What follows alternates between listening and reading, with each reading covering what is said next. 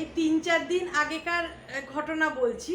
তো রাত্রিবেলা আমি খাওয়ার সময় আমি আমার হাসব্যান্ড যখন একসঙ্গে খেতে বসি তখন আমি টিভিতে নিউজটা দেখি।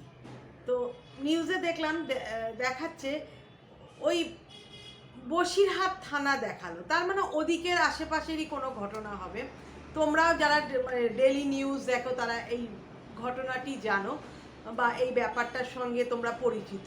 একটি 10 বছরের ছেলে তার বাবা মায়ের মধ্যে সম্পর্কে চিড় ধরেছে, মনোমালিন্য হচ্ছে, একসঙ্গে তারা থাকতে চাইছে না। তো তারা ডিসাইড করেছে তারা আলাদা আলাদা থাকবে। তো ছেলেটার দায়িত্ব কেউ নেবে না।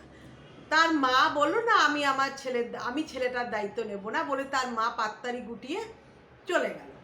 এবং বাবা তাকে রাতের অন্ধকারে, যেখানে ওই বর্ডার আছে না, যেখানে বাংলাদেশ বর্ডার আর কি, এপার ওপারে যাওয়া যেতে পারে, ওই ওই একটা লোহার ওই তারের গেট আছে, দেখবে অনেকেই তোমরা দেখো ওই গেটের কাছে, ওই ওই যে বেড়া জালটা, সেখানে একটা ছোট গেট আছে। তো ওই গেটের কাছে তার বাবা বসিয়ে দিয়ে ওর বাবাও চলে গেছে। তো ছেলেটি তো ওইখানে সারা রাত তার মানে বসেছিল, কারণ সকালবেলা যখন চাষিরা, মানে ওপারে বাংলার যে চাষিরা চাষ করতে যাচ্ছিল, চাষের কাজের জন্য যাচ্ছিল বা অন্যরাও যারা যাচ্ছিল, তখন তারা শুনতে পায় একটি বাচ্চা কাঁদছে। তখন তারা দৌড়ে এসে দেখে যে এই ছেলেটি, আমি দেখলাম নিউজে দেখালো, মুখটা করে দিয়েছে, দেখাচ্ছে না ভালোভাবে, মানে মুখ পেছন দিক থেকে দেখাচ্ছে। একটা অরেঞ্জ রঙের টি শার্ট পরে একটা হাফ প্যান্ট পরা ছেলে। ভাবো এখন তো বেশ ঠান্ডা পড়ে গেছে, সারা রাত ওই ঠান্ডার মধ্যে, আর পাশে একটা পোটলা। ও তো এসে সবাই জিজ্ঞাসা করছে ও কোত্থেকে এসছো, কী বৃত্তান্ত, ও কি বলছে আমি জানি না। তখন ওরা বসিরহাট থানায় ফোন করা হয়েছে, সেই কারণেই বুঝলাম ওরা হয়তো ওই বসিরহাটেরই আশেপাশে কোথায় থাকে। তো বসিরহাট থানায় ফোন করা হয়েছে। তো ওখানকার পুলিশ দেখলাম তাকে হাত ধরে নিয়ে ওই থানায় গিয়ে বসিয়ে রেখেছে। তো তার বাবা মায়ের সঙ্গে হয়তো যোগাযোগ করার চেষ্টা তারা করবে, মানে থানা থেকে করা হবে।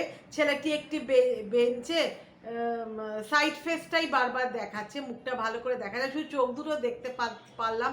চোখগুলোর মধ্যে একটা ভয় পেয়েছে বা কি মানে অবাক হয়ে বসে আছে, মানে ও মানে বুঝতে পারছে না কি হয়েছে, মানে বাবা মা যে ছেড়ে চলে গেছে সেটা বুঝতে হয়তো পারছে না।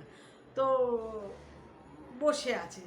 আর ওরা সব মানে চেষ্টা করছে কিছু ভাবে তাদের যোগাযোগ করার, জানি না তারপরে কি হয়েছে, এই পর্যন্ত দেখালো।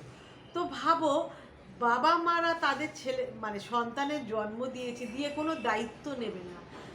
আর প্রথম কথা, দ্বিতীয় কথা, তার বাবা কোথায় ছেড়ে দিয়েছে সারা রাত, এই ওদিকটা তো আরেকটু ঠান্ডা পড়েছে, সেখানে সারা রাত ছেলেটাকে ছেড়ে দিয়ে এলো। দেখো কত বিপদ আপদ ঘটতে পারতো। মা, যে মাকে বলা হয় কুসন্তান যদি বা হয়, কুমাতা কভু নয়, এই কথাটি আছে তো। মানে মা কখনো তার সন্তানকে তার বুক দিয়ে আগলে রাখে, সেই মা মানে মুখ ফিরিয়ে চলে গেল যে সন্তানের দায়িত্ব সে নেবে না।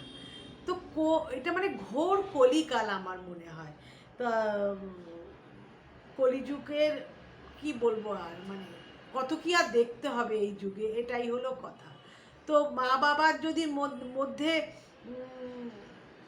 এই যে মানে কি বলবো ভালোবাসা বা সম্পর্ক নষ্ট হয়ে গিয়ে থাকে, তাহলে ছেলেটাকে কি এরকমভাবে ছেড়ে দেওয়া, তার তো একটা বন্দোবস্ত করা উচিত, যে কোনো হোস্টেলে বা ধরো কোথাও হয় না অনাথ আশ্রম, যেখানে ও দেখাশুনো করবে, একটা সুরক্ষিত জায়গায় দেখে রেখে তারপরে তোমরা সেপারেট হয়ে যাও, কি জানি বাবা। তো এটা দেখে আমি খুব আশ্চর্য লাগলো।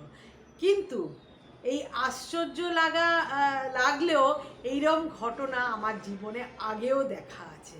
মানে এরা তো ধরো, যা ছেলেটাকে দেখে মনে হলো মানে খুব একটা উচ্চ শ্রেণী বা আর্থিক বল আছে সেরকম বাড়ি থেকে বিলং করছে মনে পড়লো না, বা সভ্য, যাকে আমরা সকল সভ্য বলি, আধুনিক শিক্ষা বলো বা আমরা যারা চাকচিক্যময় জীবন যাপন করি তাদের মতন ঠিক না।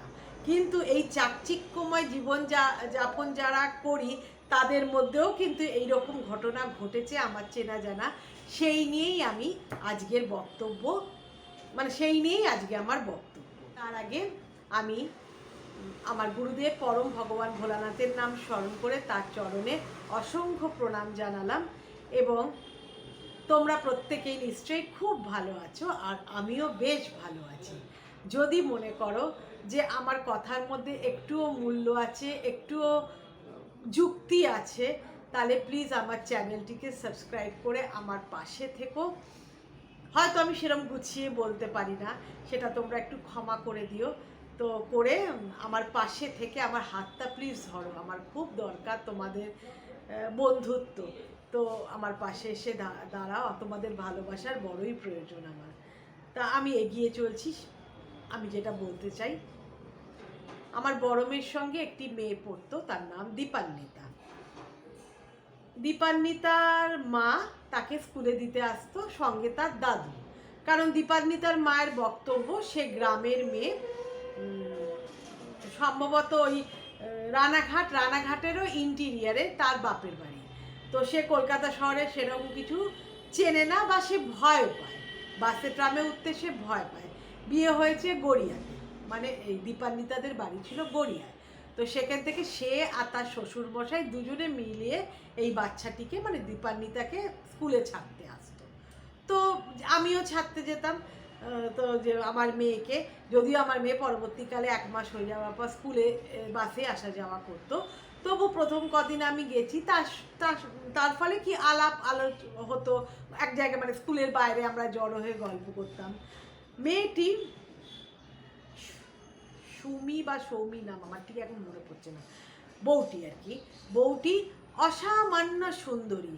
মানে আমি যে একটি মেয়ে, আমার চক্ষু মুগ্ধ হয়ে গেছিল তাকে দেখে।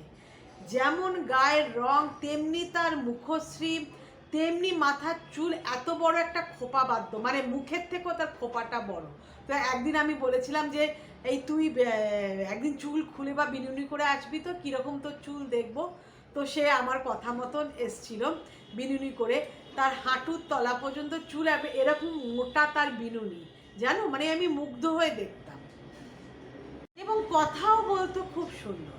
তো কথা বলতে বলতে জানা গেল ও যে বছর মাধ্যমিক দিয়েছিল, 16 বছর বয়স, ওই মাধ্যমিকের রেজাল্ট বেরোবার আগেই তার বাবা এই ওর দীপান্বিতার বাবার সঙ্গে বিয়ে দিয়ে দিয়েছিল। মানে ওই সুমি বা সৌমি নাম মনে পড়ছে না এখন আমার, তার বাবা এই বিয়ে দিয়ে দিয়েছিল কলকাতায় গড়িয়াতে। তো আমি বললাম, বাবা 16 বছরে বিয়ে হয়ে গেল? বলে হ্যাঁ, আমার বাবা বিয়ে দেওয়ার জন্য একেবারে ব্যস্ত হয়ে উঠেছিল। তো আমি মাধ্যমিকের পর আর লেখাপড়া ওই জন্য করিনি। তারপরে শ্বশুরবাড়িতে শাশুড়ি ছিল না, এই বয়স্ক শ্বশুরমশাই, আমার স্বামী ব্যাংকে কাজ করে, ওই নিয়ে আমি আমার সংসার জগৎ, তারপরে মেয়ে হলো, মেয়েকে দেখাশুনো করা, এই নিয়েই আমি ব্যস্ত থাকতাম। আমি কিন্তু আর লেখাপড়া করিনি। তো এই বললো। তারপরে চলছে এরকম, এই চলছে। তারপরে একদিন এরম করে করে মেয়েটাও বড় হচ্ছে, মানে আমাদের মেয়েরাও বড় হচ্ছে। তখন 5কে মানে আপার স্কুলে চলে গেছে, 5-এ উঠে গেছে। তো একদিন শুনলাম দীপান্বিতার মা কারোর সঙ্গে পালিয়ে গেছে। এটা জানতে পারলাম স্কুলে গিয়ে। তো আমি তো আমার বড় মেয়ে স্কুলে যাতায়াত করতো স্কুল বাসে, আগেই বললাম, কিন্তু আমার ছোট মেয়েকে আমি স্কুল বাসে দিইনি, আমি দিয়ে আসা করতাম। তো সেখানে গিয়ে সব গার্জেনরা একটা জটলা পাকা, যারা ওদিকে মানে জটলা পাকিয়ে কথা বলছে, যারা ওই গড়িয়ার দিকে বা বাঘাযতীন ওদিকে থাকে, তারা নিত্য একই বাসে যাতায়াত করতো। তার মধ্যে সুচেতনা বলে একটা মেয়ে ছিল, তার মা, ওই সুচেতনার মায়েরদের যে বাড়ি, তার উল্টো দিকের বাড়ি ছিল এই দীপান্বিতাদের। সে তো আরোই ভালো বলতে পারবে। তার মা পালিয়ে গেছে, মানে দীপান্বিতার মা ওর এই বাচ্চা ছেড়ে, বর ছেড়ে, শ্বশুর ছেড়ে পালিয়ে গেছে কারোর নিশ্চয়ই হাত ধরে। তো এই নিয়ে পাড়ায় তো একটা মানে মানে জল্পনা কল্পনা, কি হলো না হলো, চলে গেছে। এবার কি হলো জানো, মেয়েটার মনে তো একটা, যতই হোক লজ্জা, যখন এর ফলে তার মা তো আর দিয়ে আসা করতে পারছে না, এবং বয়স্ক দাদুও আর পারছে না, তখন তাকে স্কুল বাসে দিয়ে দেওয়া হলো। মেয়েটির মধ্যে আমি র্যাডিক্যাল চেঞ্জ দেখলাম। মেয়েটিও খুব সুন্দর, মায়ের মতন ওরম অপ্সরা না হলেও বেশ সুন্দর। ওর বাবাকে কিন্তু আমি দেখিনি। তো ওই মেয়েটা না কীরকম একটা জেদ্দি, অসভ্য, এবং যে মেয়ের র্যাঙ্কিং ছিল 1 থেকে 10-এর মধ্যে, তার রেজাল্টে ফেল, মানে সাবজেক্টে ফেল করা আসতো না। মানে সে মানে ঠিক করে লেখাপড়া করতে পারতো না, বা মানসিক চাপের মধ্যে ছিল। মনের ভেতর তো একটা হয়, তোলপাড় হয়, যে মাকে সে অবলম্বন করেছিল। এইরকমভাবে চলতে লাগলো জানো। তারপরে মেয়েটা তো আস্তে আস্তে বড় হচ্ছে, বাবা আর দাদুর এতে। তো ইতিমধ্যে দাদুও মারা গেল। যখন সে মাধ্যমিক দেবার ঠিক আগে তার দাদুও মারা গেল। তো মেয়েটা একেবারে একা হয়ে গেল। যখন মাধ্যমিক পরীক্ষা হচ্ছে আমার মেয়েদের, তখন কি হলো জানতে পারলাম, দীপান্বিতার মা, যেই সৌমি না সুমি কি নাম, সেই মেয়েটির বউটির একটি মেয়ে হয়েছে। তো যারা সব ওই অ্যাটাচ ওর সঙ্গে, মানে ওর সঙ্গে অ্যাটাচ ছিল, তারা কি করে জানতে পেরেছে জানি না, বললো জানিস তো দীপান্বিতায় যে মাধ্যমিক দিচ্ছে তার আবার এখন একটা বোন হয়েছে। তখন আমি বললাম ওর মা কি আবার ফিরে এসেছিল? বললো না না, ফিরে আসেনি। ওই যে যেই ছেলেটির সঙ্গে, তখনই আমি জানতে পারলাম ডিটেলস, ওই যে ছেলেটির সঙ্গে যে পালিয়েছিল, তার সঙ্গে তার বিয়ের আগে প্রেম ভালোবাসা ছিল। ওই এতে রানাঘাটে প্রেম ভালোবাসা ছিল, কিন্তু ছেলেটা হয়তো ভালো না, বা সেরকম কাজকর্ম করে না, বা সেরকম ফ্যামিলি না। তাই জন্য আমি বুঝলাম পরে যে ওর বাবা বা মা কেন 16 বছর বয়সে এতটা দূরে, রানাঘাট থেকে গড়িয়া এতটা দূরে কেন তাকে বিয়ে দিয়ে দিছিল। তো ওই ছেলেটা কবল থেকে উদ্ধার করে দিয়েছিল। কিন্তু কি কারণে আবার, তো একই মানে বাপের বাড়িতে সে যাবেই, হয়তো কোনো কারণে আবার যোগাযোগ হয়েছিল, এর সঙ্গে আবার সেই পুরনো প্রেম জাগিয়ে উঠেছিল। তারপরে ছেলেটি অনেক স্বপ্ন দেখিয়ে তাকে নিয়ে পালিয়ে গেছিল। পালিয়ে গিয়ে তাকে ভোগ করলো, প্রায় বছরখানিক ছিল তার সঙ্গে, সবই হলো, বুঝতে পারছো তো ভোগ করার মানে, করে একদিন তাকে ত্যাগ করে সে পালিয়ে গেল। মেয়েটি বউটি তখন কাঁদতে কাঁদতে তার শ্বশুর বাড়িতে এসেছিল। সেটা আমি ওই সুচেতনার মায়ের কাছ থেকে জানতে পারলাম। এসে নাকি ক্ষমা চেয়েছিল, কিন্তু ওর বাবা ক্ষমা করেনি। ওর বাবা বলেছিল আমার এই বুড়ো বাবাকে ছেড়ে, তোমার একটা ছোট 5-এ পড়ে, মানে 10 বছরের মেয়েকে ছেড়ে তুমি চলে গেছিলে, আর তুমি এত 1 বছর একজনের সঙ্গে থেকে এসছো, আমি তোমাকে ঘরে তুলবো না। তুমি আমাকে মনে কষ্ট দিয়েছো, আমার ভালোবাসা ভেঙে চুরমার করে দিয়েছো, তো আমি তোমাকে আর ঘরে তুলবো না। পরে জানতে পারলাম ওই ভদ্রলোক নাকি ব্যাংকে কাজ করতেন। তো তখন সেই মেয়ে কোথায় যাবে? সেই মেয়ে তখন কেঁদে কেটে বাপের বাড়িতে গিয়ে ঢুকলো। যতই হোক বাবা মা তো দূরে সরে যেতে দূরে ঠেলে দিতে পারবে না। তখন সে বাপের বাড়িতেও 1-2 বছর থাকার পর তার বাবা আবার তাকে পুনর্বিবাহ দিল, সব জানিয়ে তাকে আবার বিয়ে দিল, এবং সেই রানাঘাটেই তার বিয়ে হলো। রানাঘাটে বিয়ে দেওয়ার পর এই যে তারপরে তার এই পক্ষে সেই মেয়েটি। কিন্তু মেয়েটা যে এত লেখাপড়ায় খারাপ, ভালো ছিল, তার তো মাধ্যমিকের রেজাল্ট মানে কোনো রকমে সে 2nd ডিভিশন গড়িয়ে গেল, এবং 11-12 ক্লাস আমাদের স্কুলেই পড়েছেন। এবং সেই মেয়েও তো মায়ের মতন সুন্দরী, বলতে গেলে অত সুন্দর না হলেও মায়ের মতন সুন্দরী। এবার যেই মেয়েটা এত ছোটোবেলায় লেখাপড়ায় ভালো ছিল, সেই মেয়েটার তো অনেক কিছু স্কোপ ছিল, যে জীবনে সে আরও লেখাপড়া করবে, করে নিজের পায়ে দাঁড়াবে। কিছুই মেয়েটার জীবনে হলো না।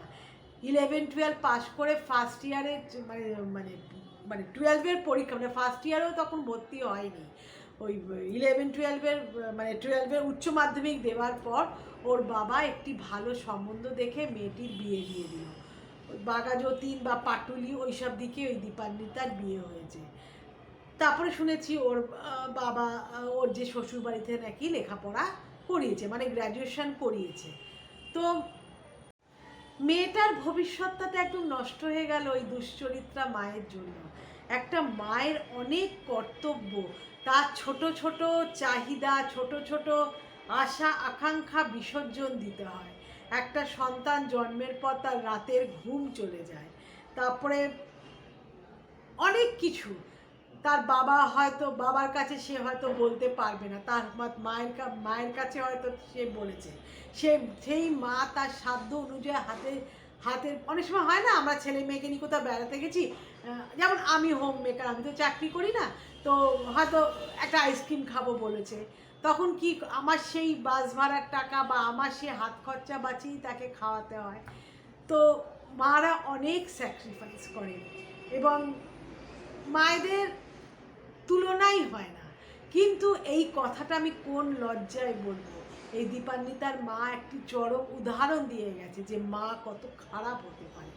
একটা মেয়ে, তার কাছে তার প্রেমটাই বড় হলো, তার পুরনো প্রেম জেগে উঠলো এবং সে তার ওই 10 বছরের শিশুই, মানে বাচ্চাই বলবো, একটা মেয়ে। আর ওই সময়টা মানে সব মেয়েদেরই তার মাকে প্রয়োজন হয়, কারণ তখন একটা শারীরিক পরিবর্তন ঘটে এবং নানা রকম একটা মেয়ের জীবনে পরিবর্তন ঘটে। সেই সময় তার মা হাত ছেড়ে চলে গেল।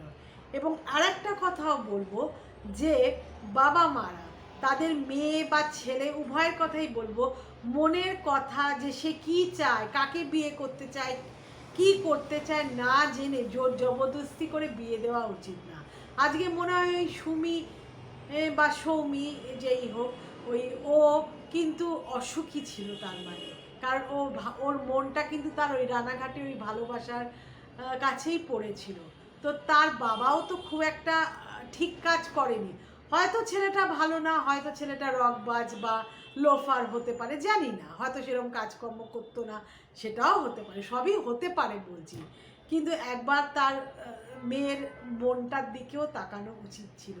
শুধু নিজের প্রেস্টিজ বা নিজের জেদে বসে শুধু নিজের মেয়ের জীবনটাই যে নষ্ট করেছিল তা না, একটা গোটা পরিবারের জীবন নষ্ট করে দিয়েছিল। আর সবচেয়ে বড় কথা, এই দীপান্বিতার মতো একটা ছোট্ট ফুটফুটে বাচ্চার জীবনে নষ্ট করে দিল। তো ছেলে মেয়ে জন্ম দেবার আগে যা হওয়ার, সে ছাড়াছাড়ি হোক, পুরনো প্রেমিক বা প্রেমিকার সঙ্গে পালাতে হোক, বাচ্চা জন্ম দেবার আগে করো। তোমরা তো যে যার মতন থেকে গেলে, কিন্তু সাফার করে বা দুর্ভোগ ভোগ করে এই শিশুগুলো। তো এটাই ছিল আমার বক্তব্য আজকের। তো কেমন লাগলো প্লিজ কমেন্টের সাহায্যে জানিও, এবং তোমরাও সহমত কিনা আমার সঙ্গে প্লিজ জানিও। ভালো থেকো, bye bye, thank you so much.